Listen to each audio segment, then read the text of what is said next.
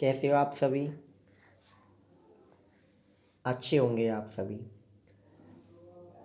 कल मैंने आप लोगों को क्लास 10th की मैथ की पार्ट 3 वीडियो अपलोड की थी। आज मैं उसी से आगे पार्ट 4 वीडियो अपलोड करने जा रहा हूँ।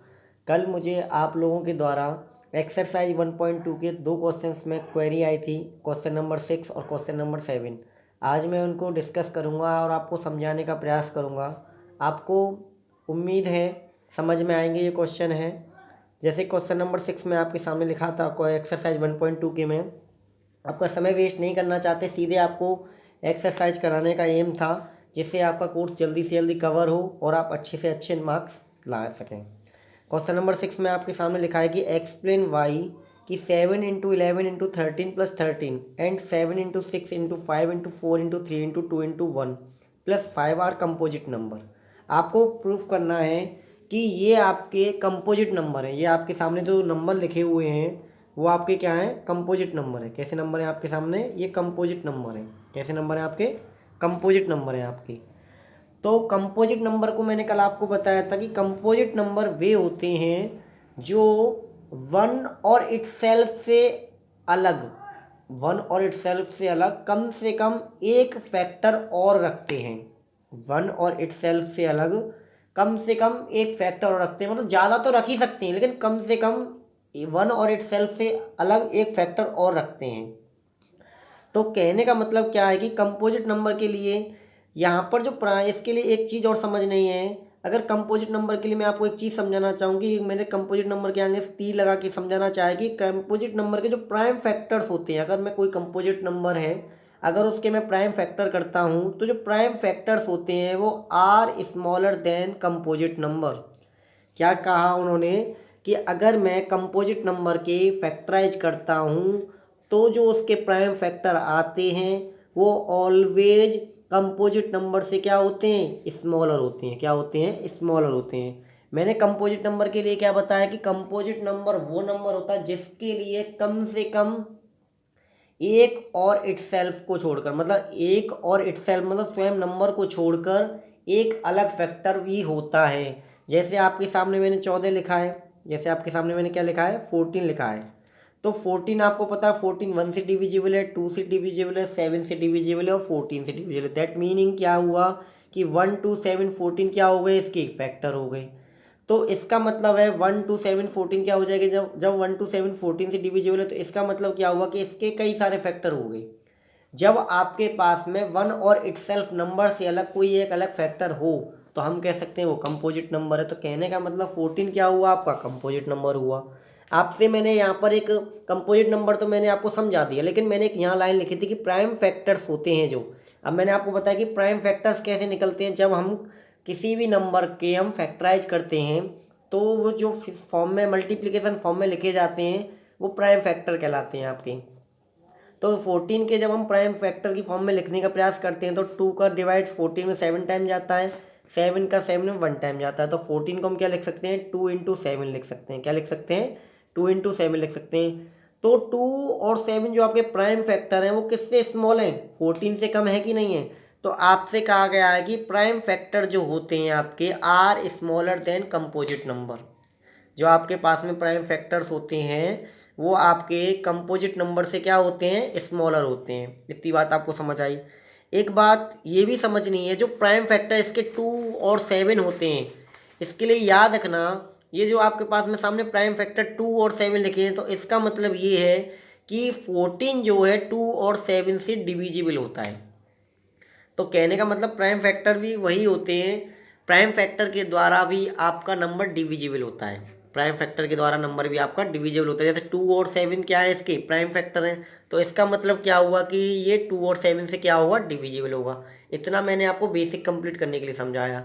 अब मुझे आपके सवाल को समझाना है कि आपको एक्सप्लेन करना है कि 7 इंटू 11 इंटू 13 प्लस 13 और ये सेकंड वाला नंबर जो है आपका कंपोजिट नंबर है, ये क्यों है? इसको आपको एक्सप्लेन करना है। अब आपको पता है कि आपके सामने जो नंबर लिखा है 7 इंटू 11 इंटू 13 प्लस 13, इतना तो आप लोगों को पता है कि कोई भी नंबर हो, जैसे मान के चलो सपोज करो नंबर चाहे 5 हो, चाहे 6 हो, चाहे 7 हो, एवरी नंबर 1 से डिविजिबल होता है और इटसेल्फ नंबर से डिविजिबल होता है। अगर 7 नंबर है तो 1 से डिविजिबल होगा और 7 से डिविजिबल होगा। अगर 6 कोई नंबर है तो 1 से डिविजिबल होगा, 6 से डिविजिबल होगा। तो इसका मतलब क्या कि एवरी नंबर जो होता है 1 और इटसेल्फ से क्या होता है, डिविजिबल होता है। लेकिन कंपोजिट नंबर प्रूफ करने के लिए हमको क्या है कि इसका कोई एक अलग फैक्टर आ जाए निकल के, 1 और इटसेल्फ से अलग कोई अलग फैक्टर निकल के आ जाए, तो हम कह सकते हैं कि ये नंबर क्या हो जाएगा, आपका कंपोजिट नंबर हो जाएगा। तो आपको पता है कि यहाँ दोनों जब आप नंबर देखते हैं गौर से, जब हम नंबर गौर से देखते हैं कि 7 × 11 × 13 + 13 लिखा हुआ है, इसका मतलब क्या है कि पहले टर्म में भी 13 है और सेकेंड टर्म में भी 13 है। इसका मतलब क्या हुआ, अगर मैं इसको 13 से डिवाइड दूंगा तो 13 से पहले टर्म में 13 कट जाएगी, ऐसी सेकेंड टर्म में भी 13 कट जाएगी। तो इसका मतलब क्या हुआ, ये पूरा कंप्लीट नंबर क्या हो जाएगा आपका, is divisible by 13। Is complete this number complete number is divisible by 13। तो हम कह सकते हैं जो पूरा नंबर है वो किससे डिविजिबल हो गया, 1 और इटसेल्फ से तो था ही, एक 13 नंबर भी आ गया। जब आपके पास में 1 और इटसेल्फ से अलग कोई अदर नंबर आ जाता है तो हम कह सकते हैं कि ये नंबर क्या होगा, आपका कंपोजिट नंबर होगा। इसी तरीके से आपके सामने सेकंड नंबर लिखा हुआ है। सेकंड नंबर क्या लिखा है आपके सामने, सेकंड नंबर आपके सामने लिखा है कि 7 × 6 × 5 × 4 × 2 × 1 + 5। आपको पता है कि एवरी नंबर 1 और इटसेल्फ से डिविजिबल होता है, जैसे कि पहले ऊपर बताया था। लेकिन अब इस नंबर में आप गौर से देख रहे हो कि दोनों साइड 5 है, इधर साइड भी 5 है, इधर साइड भी 5 है। इसका मीनिंग क्या हुआ कि this complete number is divisible by 5। जब ये नंबर आपका 5 से डिविजिबल हुआ तो हम कह सकते हैं this number is composite number. क्यों कह सकते हैं, क्योंकि 1 से और इटसेल्फ से डिविजिबल है और एक 5 फैक्टर भी इसका निकल आया। तो इसका मीनिंग क्या हुआ, ये नंबर 1 और इटसेल्फ से डिविजिबल है और 5 से निकल आया। तो इसका मतलब क्या हुआ, this number is composite number. Composite number होने के लिए क्या चाहिए, 1 और इटसेल्फ से अलग कोई एक अनदर फैक्टर भी होना चाहिए। बात समझ आए, कम से कम कोई अनदर फैक्टर। आपको इतनी बात समझ आई है। चलो आगे अगला क्वेश्चन आपके लिए, क्वेश्चन 7 मुझसे किसी ने पूछा था, मुझे नाम तो याद नहीं है लेकिन समझने का प्रयास कीजिएगा। क्वेश्चन नंबर 7 में आपके सामने क्या लिखा है कि there is a circular path around a sports field. Sonia takes 18 minutes to drive 1 round of the field while Ravi takes 12 minutes for the same. Suppose they both start at the same point and at the same time and go the same direction. After how many minutes will they meet again at the starting point? मैं सवाल को अच्छे से समझाने का प्रयास करता हूँ कि सवाल कहना क्या चाहता है। आपके सामने क्वेश्चन लिखा है, वो आपसे ये कहना चाहता है कि आपका एक स्पोर्ट्स फील्ड है। क्या है, आपका एक स्पोर्ट्स फील्ड है। इस स्पोर्ट्स फील्ड के अराउंड एक सर्कुलर पाथ है। क्या है, जो आपके पास में ये जो है, आपके पास में क्या है, सर्कुलर पाथ है। क्या है आपका, ये आपका सर्कुलर पाथ है। आपसे कहता है कि इस सर्कुलर पाथ में अगर सोनिया चलती है तो सोनिया को इसका एक राउंड लगाने में तो 18 मिनट लगते हैं, और जबकि रवि को इसी पाथ पर चलने पर 12 मिनट लगते हैं। तो मान के चलो कि वे जो दोनों they both start at the same point. आपसे कहा गया कि अगर ये दोनों लोग एक ही पॉइंट से and at the same time और एक ही समय पर अगर स्टार्ट करते हैं, क्या कहा गया कि अगर दोनों लोग एक ही पॉइंट से और एक ही समय पर स्टार्ट करते हैं और एक ही डायरेक्शन में चलते हैं, नीचे लिखा हुआ है गो द सेम डायरेक्शन, तो आपसे कहता है कि आफ्टर हाउ मेनी मिनट्स, तो कितने मिनटों के बाद वे पुनः स्टार्टिंग पॉइंट पर मिलेंगे। तो आपसे ये कहना चाहता है कि ये पुनः स्टार्टिंग पॉइंट पर कब मिलेंगे। मैं इस सवाल को पहले आपको प्रैक्टिकली समझाता हूँ। देखो मैंने आपके सामने अच्छा सा चित्र बनाया है कि एक स्पोर्ट्स फील्ड दिखाया है। स्पोर्ट्स फील्ड के अराउंड एक सर्कुलर पाथ है। सोनिया इस पाथ को अराउंड घूमने में 18 मिनट का टाइम लेती है और रवि इसके अराउंड घूमने में 12 मिनट का टाइम लेता है। फिर वो ये कहता है कि दोनों लोग अगर सेम पॉइंट से सेम टाइम पर अगर सेम डायरेक्शन में चलते हैं तो वे स्टार्टिंग पॉइंट पर कितने समय बाद मिलेंगे। तो आपको इतना पता है कि 18वां मिनट जब होगा तो सोनिया अपना पहला चक्कर पूरे करके कहाँ आ जाएगी, स्टार्टिंग पॉइंट पे आ जाएगी। जैसा कि आपको स्टार्टिंग पॉइंट मैंने दिखाने का प्रयास किया है कि स्टार्टिंग पॉइंट ये है। तो इस स्टार्टिंग पॉइंट पे क्या होगा, सोनिया 18 मिनट बाद आ जाएगी। इसी तरीके से रवि क्या होगा, रवि 12 मिनट बाद आ जाएगा। तो इसका मतलब क्या, 12वें मिनट पे रवि आया और 18वें मिनट पे सोनिया आई। लेकिन 12वें मिनट पे आया तो कहने मान के चलो, सपोज करो दोनों लोग 1 बजे चलना शुरू किए दोनों, तो 1:18 पे तो सोनिया आई और 1:12 पे कौन आया, रवि। तो क्या मिल जाएंगे, नहीं मिलेंगे। तो इसका मतलब क्या है कि वो नेक्स्ट चक्कर लगा के आएंगे तब मिलने का चांस हो सकता है। तो सोनिया क्या हुआ, जब 1 बजे चलना शुरू की तो अगले 36वें मिनट पे क्या होगा, वो दूसरा चक्कर कंप्लीट करके अपने स्टार्टिंग पॉइंट पे आ जाएगी। इसी तरीके से रवि 24वें मिनट पे ही कंप्लीट करके दूसरे चक्कर पे आ जाएगा। तो इस टाइम में भी नहीं मिल पाई। लेकिन रवि जब तीसरा चक्कर पूरा किया तो रवि 36वें मिनट में क्या होगा, तीसरा चक्कर पूरा करेगा। इस बात समझ रहे हो, जब रवि तीसरे चक्कर को 36वें मिनट पर पूरा करेगा तो इसका मतलब क्या हुआ, रवि जब तीसरा चक्कर पूरा कर रहा था और सोनिया दूसरा चक्कर पूरा कर रही थी, तो उस समय 36वें मिनट हुए थे दोनों के, 36वें मिनट थे। तो इसका मतलब क्या हुआ कि वे 36वें मिनट पर दोनों मिल जाएंगे स्टार्टिंग पॉइंट पर। ये तो आपका प्रैक्टिकली हुआ। लेकिन जब आपको सेम टाइम से चलना हो, सेम डायरेक्शन में चलना हो और सेम पॉइंट से चलना हो और उसी पॉइंट पर आकर मिलना हो, तो उस स्थिति में आपको एलसीएम फाइंड करना होता है। तो कहने का मतलब आपको 18 और 12 का क्या फाइंड करना होगा, एलसीएम फाइंड करना होगा। जो तो मैंने प्रैक्टिकली समझा दिया कि 36 मिनट आपका आंसर आएगा। लेकिन आप पेपर में इसको कर सकते हैं प्रैक्टिकली, पर लेकिन अगर आपको पेपर में टाइम ज़्यादा दे दिया जाता तो आपको निकालने में थोड़ी प्रॉब्लम आती। तो इसलिए आपको क्या करना होगा, इनका एलसीएम फाइंड करना होगा। तो 18 का एलसीएम क्या होगा आपका, 18 और 12 का आपको क्या फाइंड करना होगा, एलसीएम फाइंड करना होगा। तो हम फैक्टराइजेशन मेथड से क्या करते हैं, 18 और 12 के प्राइम फैक्टर करते हैं।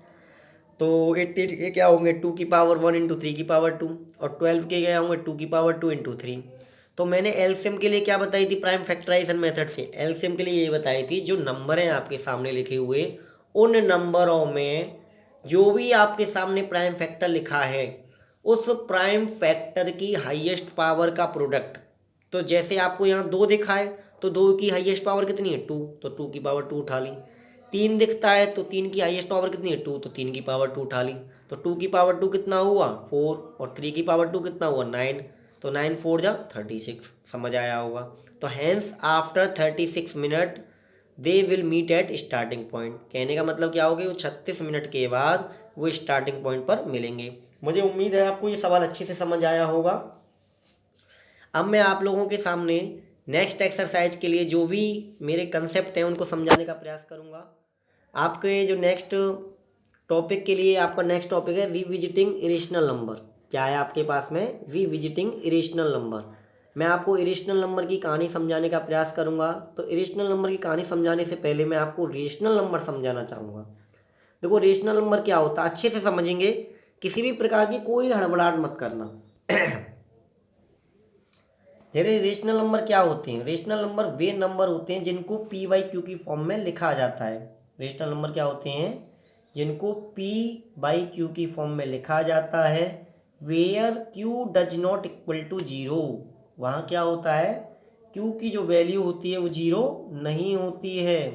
क्यू की जो वैल्यू होती है वो जीरो नहीं होती है, क्यू की वैल्यू जीरो होती नहीं है। एंड पी एंड क्यू क्या होते हैं, आर इंटीजर होते हैं। पी एंड क्यू क्या होते हैं आपके, इंटीजर होते हैं। समझ आया होगा आपकी, मतलब रेशनल नंबर क्या होते हैं जिनको पी बाई क्यू की फॉर्म में लिखा जाता है, क्यू की वैल्यू जीरो नहीं होती है और पी और क्यू क्या होते हैं आपके इंटीजर्स होते हैं। जैसे एग्जाम्पल में क्या लिखा है 2/3, तो आपको ये तो दिखा पी अपॉन क्यू की फॉर्म में। फिर आपने देखा नीचे 3 लिखा है जो क्यू है, तो जीरो तो नहीं है। तो कहने का मतलब आपके पास में रेशनल नंबर बन सकता है। पी और क्यू इंटीजर है, बिल्कुल है। तो इसका मतलब क्या हुआ 2/3 रेशनल नंबर हुआ।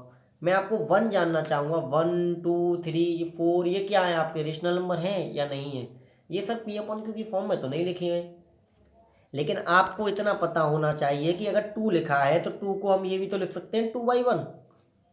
भाई लिख सकते हैं, लिख सकते हैं। तो इसका मतलब ये वाला टर्म जीरो नहीं है और ये दोनों इंटीजर हैं। इसका मतलब क्या हो गया 2 क्या हो जाएगा आपके पास में रेशनल नंबर हो जाएगा। इसी तरीके से 3 हो जाएगा, इसी तरीके से 4 हो जाएगा। अब मैं आपके सामने 1.7 को चेक करता हूँ कि 1.7 रेशनल नंबर है कि नहीं है। आपको पता है कि 1.7 पी अपॉन क्यू की फॉर्म में नहीं लिखा, लेकिन इसको हम क्या लिख सकते हैं 17/10। 17/10 कैसे लिख सकते हैं? पॉइंट के नीचे 1 और पॉइंट के बाद जितने डिजिट हैं उतनी जीरो। तो पॉइंट के बाद कितने डिजिट हैं? एक, तो एक जीरो आ गई, तो 17/10 लिख गया। तो कहने का P/Q की फॉर्म में लिख गया। आपका Q जो डिनोमिनेटर है वो जीरो नहीं है, तो कहने का मतलब P/Q की फॉर्म में भी लिख गया और डिनोमिनेटर भी जीरो नहीं है, तो कहने का मतलब क्या हो गया? 1.7 आपका रेशनल नंबर हो गया। इसी तरीके से क्या लिखा है आपके सामने? 1.732। तो 1.732 को क्या लिख सकते हैं? आपको पता है जब हम पॉइंट को हटाते हैं तो 1 लगाते हैं और पॉइंट के बाद जितनी डिजिट है उतनी जीरो लगा देते हैं। तो कितनी डिजिट है? 3, तो जीरो लगा दी। तो क्या हो गया? 1732/1000। इसका मीनिंग क्या होगा कि P/Q की फॉर्म में पहुंच गया। Q जीरो भी नहीं है, तो इसका मतलब क्या हो जाएगा? 1.732 एक रेशनल नंबर हो जाएगा। तो रेशनल नंबर वो नंबर होते हैं जिनको P/Q की फॉर्म में लिखा जाता है और Q की वैल्यू जीरो नहीं होती है, और जो P और Q होते हैं वो क्या होते हैं? आपके इंटीजर्स होते हैं। इतना बात समझ आई होगी। नेक्स्ट चलते हैं। नेक्स्ट आपको समझना है इरेशनल नंबर। ये क्या होता है? रेशनल नंबर का अपोजिट होते हैं। रेशनल नंबर के क्या होते हैं? अपोजिट होते हैं। जैसे आपके सामने लिखा है कि इरेशनल नंबर जो होते हैं वो P/Q की फॉर्म में नहीं लिखे जाते। क्या होते हैं? रेशनल नंबर जो होते हैं आपके P/Q की फॉर्म में नहीं लिखे जाते। रेशनल नंबर जो होते हैं P/Q की फॉर्म में नहीं लिखे जाते। जैसे आपके सामने √2 लिखा है। आप लोगों को सबको √2 की वैल्यू इतनी पता है कि √2 की जो वैल्यू होती है कि 1.414 होती है। 1.414 जैसे आपको याद करा दी जाती है, लेकिन ऐसा नहीं है। √2 की जो वैल्यू होती है वो चलती रहती है। मतलब कहने का जो डेसिमल है आपका वो समाप्त नहीं हो पाता है। इसकी लास्ट डिजिट नहीं फाइंड हो पाती है कि पॉइंट के बाद लास्ट डिजिट क्या आती है। तो पॉइंट के बाद ये डिजिट चलती रहती हैं। जब चलती रहती हैं तो हमें ये नहीं पता चल पाता कि पॉइंट के बाद कितनी डिजिट है। जब पॉइंट के बाद आपको डिजिट नहीं पता तो हम 1 के पीछे कितनी जीरो लगाएं। तो इसका मतलब क्या हुआ कि इस वैल्यू को हम P/Q की फॉर्म में नहीं लिख सकते। तो इसका मतलब क्या हुआ? √2 क्या हो जाएगा? आपका इरेशनल नंबर हो जाएगा, क्योंकि भाई P/Q की फॉर्म में नहीं लिख पाए। इसी तरीके से अगर हम √3 की वैल्यू चेक करना चाहें, आपको पता है कि √3 की वैल्यू क्या होती है? 1.732, आप सबको पता है। पर लेकिन √3 की वैल्यू 1.732 फिक्स नहीं होती। 732 के भी आगे डॉट डॉट डॉट डॉट चलती रहती है। इसका कोई लास्ट डिजिट नहीं पता कि लास्ट डिजिट क्या आता है। जब नहीं पता तो कहने का मतलब आपको पॉइंट के बाद ये नहीं पता कि कितने डिजिट आएंगे। जब पॉइंट के बाद डिजिट नहीं पता तो हमें 1 के पता पीछे नहीं पता कितने डिजिट आएंगे। तो दैट मीनिंग क्या कि P/Q की फॉर्म में नहीं लिख सकती। तो √3 क्या हो जाएगा? आपका इरेशनल नंबर हो जाएगा। अब आपके सामने लिखा है कि √4। अब आपको इतना तो पता है कि √4 क्या मतलब क्या होता है? 4 का स्क्वायर रूट। 4 का स्क्वायर रूट कितना होता है? 2। अब 2 को तो P/Q की फॉर्म में लिख सकते हैं, मतलब 2/1 लिख सकते हैं, लिख सकते हैं। तो कहने का मतलब तो √4 क्या हो जाएगा आपके पास में? रेशनल नंबर हो जाएगा। तो रेशनल और रेशनल नंबर को कैसे डिटरमाइन करें? क्या रूट की वैल्यू जो रूट में जो वैल्यू लिखी होती हैं वो रेशनल होती हैं? मैंने आपको रेशनल नंबर भी रूट में बता दिया और रेशनल नंबर भी रूट में बता दिया, तो बड़ी दिलरुला बात हो गई। तो मेरे द्वारा रेशनल नंबर का अगर आइडेंटिफिकेशन करना है तो मैंने आपके सामने एक टर्म लिखा है कि मैं आपको ब्रुश लेके समझाता हूँ कि √P क्या लिखा है मैंने? √P। अगर मुझे इसको इरेशनल नंबर कहना है, पूरे नंबर को क्या कहना है मुझे? इरेशनल नंबर कहना है। तो अगर पूरे नंबर को मुझे इरेशनल नंबर कहना है तो इसमें जो P लिखा है, इसमें जो P लिखा है वो मेरा क्या होना चाहिए? प्राइम नंबर होना चाहिए। क्या होना चाहिए? प्राइम नंबर होना चाहिए। समझ आया होगा? मतलब कि अगर मुझे रूट को बताना है कि रूट में अगर कुछ संख्या लिखी है उसकी संख्या को अगर लगा के पूरे नंबर को अगर इरेशनल नंबर आपको कहना है तो उसके भीतर जो रूट के अंदर संख्या लिखी है, नंबर लिखा है, उसको क्या होना चाहिए? प्राइम नंबर होना चाहिए। क्या होना चाहिए? प्राइम नंबर होना चाहिए। जैसे सपोज करो आपके सामने √2 लिखा तो आपको पता है 2 एक प्राइम नंबर है कि नहीं है? क्योंकि प्राइम नंबर क्या होता है? वो 1 और इटसेल्फ से डिवाइड होता है। तो इसका मीनिंग क्या हुआ? √2 है, इरेशनल नंबर है। जैसा कि अभी आपको दिखाया था P/Q की फॉर्म में नहीं लिख सकते। √3 क्योंकि 3 आपका क्या है? प्राइम नंबर है, तो √3 भी आपका क्या हो जाएगा? इरेशनल नंबर हो जाएगा। √5 क्योंकि 5 प्राइम नंबर है तो √5 क्या हो जाएगा आपका? इरेशनल नंबर हो जाएगा। √7 हुआ, √11 हुआ, √13 हुआ। कहने का मतलब रूट के भीतर अगर आपका प्राइम नंबर लिखा है तो हम उसे पूरे नंबर को क्या कह सकते हैं, इरेशनल नंबर कह सकते हैं। चलो एक वैल्यू और चेक करने की रहेगी कि पाई की वैल्यू आप लोगों ने तो 3.14 सुनी होगी। पाई की वैल्यू क्या सुनी होगी 3.14। लेकिन पाई की वैल्यू जो होती है वो भी √2 की वैल्यू की तरह कंप्लीट नहीं होती। 3.14 के बाद भी 15926 और चलती रहती है और आपको फाइनल लास्ट डिजिट नहीं पता पड़ पाता। जब फाइनल लास्ट डिजिट नहीं पता पड़ पाता तो पाई को पी अपॉन क्यू की फॉर्म में नहीं लिख सकती। जब पाई को पी अपॉन क्यू की फॉर्म में नहीं लिख सकते तो इसका मतलब क्या हुआ कि pi is also rational number. तो पाई क्या होगा आपका, रेशनल नंबर होगा। आपने पाई की वैल्यू को 22/7 तो लिखा हुआ देखा होगा कि पाई इक्वल टू 22/7, लेकिन पाई की वैल्यू जो 22/7 है वो नज़दीकी वैल्यू है, एक्चुअल वैल्यू नहीं है उसकी, मतलब उसकी निकटतम वैल्यू है। अगर आपसे पूछे कि पाई की वैल्यू अगर 12/2/7 है तो रेशनल है, रेशनल है तो रेशनल है। अगर पाई की वैल्यू कहे कि पाई रेशनल है, रेशनल है तो पाई रेशनल है। बात समझ में आई नहीं आई? चलो समझ आया होगा, आगे चलते हैं। अब आपके सामने एक छोटी सी थ्योरम लिखी है। क्या लिखी है? छोटी सी थ्योरम लिखी है। ये आपके एग्जाम में नहीं आएगी, लेकिन इस थ्योरम को आपको समझना है। इस थ्योरम को क्या करना है, आपको समझना है। जैसे वो कहता है कि let P be a prime number. क्या कहता है कि let P be a prime number if यदि P divides A square. P क्या है, ए स्क्वायर को डिवाइड करता है। देन तब उस केस में पी ऑल्सो डिवाइड्स ए। इसका मतलब क्या कहता है, तब अगर P आपका ए स्क्वायर को डिवाइड करता है तो P जो है A को भी डिवाइड करेगा where a is positive integer.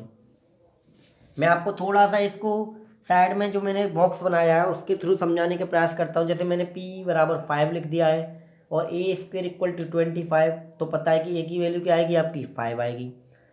अब आपको पता है कि P जो है ए स्क्वायर को डिवाइड करता है नहीं करता है, क्योंकि P 5 है और ए स्क्वायर 25 है, तो इसका मतलब क्या कि 5 25 को डिवाइड करता है तो P ए स्क्वायर को डिवाइड करता है।